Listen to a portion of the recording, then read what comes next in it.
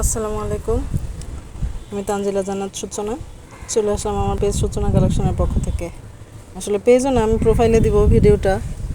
আর এটা কোনো প্রফেশনাল মানে পেজেরও ভিডিও না, জাস্ট অনেকে আমার প্রোফাইল ফলো করেন বা পেজ ফলো করেন, বা অনেকের কাছে যখন গাছ সেল করি তাদেরকে ডিটেলস বলার পরও তারা অনেক সময় বুঝেন না যে আসলে গাছটা কিভাবে লাগাতে হবে। আমি কয়েকটা সেল করার পর থেকে যাওয়া বাল্ব আমি কয়েকটা করে যখন লাগিয়েছি, আমি জাস্ট ওটুকু আপনাদেরকে দেখানোর জন্য আজকে এই ছোট্ট একটা ভিডিও করা। এই যে দেখেন, এখানে আমি মিস রুবিটা লাগিয়েছি। এই যে দেখেন বাল্বের উপরের অংশটা কতখানি মাটির উপরে এবং কতখানি মাটির তলায়। আমি বলেই দেই যে অর্ধেক মাটির উপরে থাকবে আর অর্ধেক মাটির তলায় থাকবে। বা মানে আমি কি করি, সব মাটিটাতে সেট করে এর মধ্যে হালকা পানি দিয়ে জাস্ট বাল্বটা আমি এর মধ্যে ধানের চারার মতো শুধু ডুবিয়ে দিই, জাস্ট এইরকম।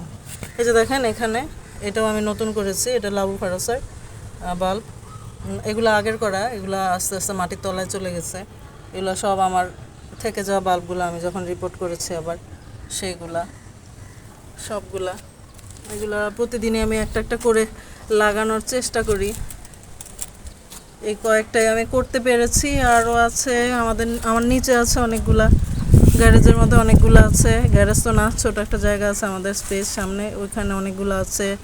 অনেকগুলো তুলে রেখে দিয়েছি, ওগুলারও বাল্ব আছে। আমি একদিন ডিটেলস একটা ভিডিও আমি দেখাবো। আমি জাস্ট এটুকু দেখালাম শুধুমাত্র যে বাল্বটা কতটুকু উপরে থাকবে আর কতটুকু নিচে থাকবে।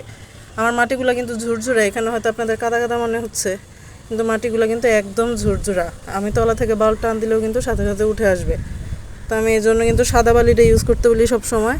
সাদা বালিটা ইউজ করবেন মাটির সাথে। তো আজকে এতটুকুই। আসসালামু আলাইকুম।